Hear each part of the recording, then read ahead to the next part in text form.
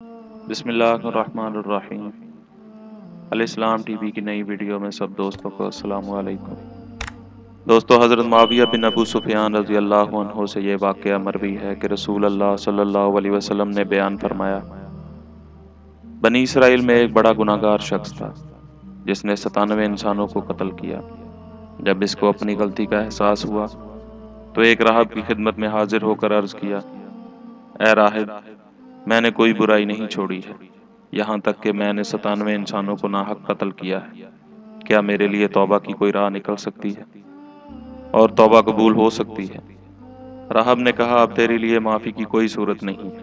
یہ سن کر وہ شخص بڑا مایوس ہوا اور اس راہب کو بھی قتل کر کے چلا گیا۔ جاتے جاتے ایک دوسرے راہب کے پاس پہنچا اور اپنی سابقہ تمام برائیوں کو ذکر کر کے توبہ کی صورت دریافت کی۔ دوسرے راہب نے بھی اس کو نفی میں جواب دیا۔ چنانچہ مایوسی کے عالم میں اس نے دوسرے راہب کو بھی قتل کر دیا اور آگے بڑھا۔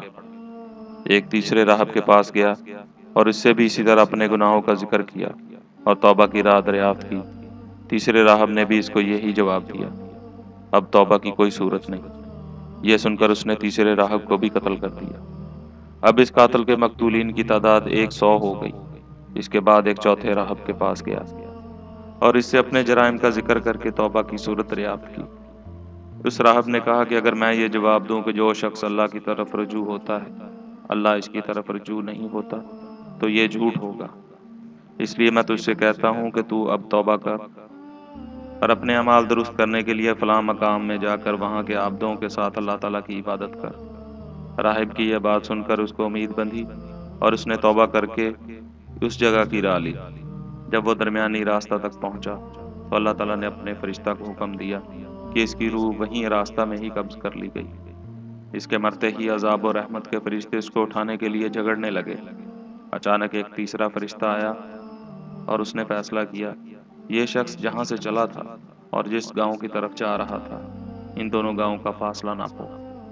اگر یہ توابین کے گاؤں سے زیادہ قریب ہو تو اس کو نیکوں میں شمار کرو ورنہ گناہگاروں میں۔ چنانچہ جب فاصلہ کی پیمائش ہوئی تو ایک بالشت توابین کے گاؤں سے زیادہ قریب تھی، اس لیے اس کو بخش دیا گیا اور رحمت کے فرشتوں نے اس کو اٹھا لیا۔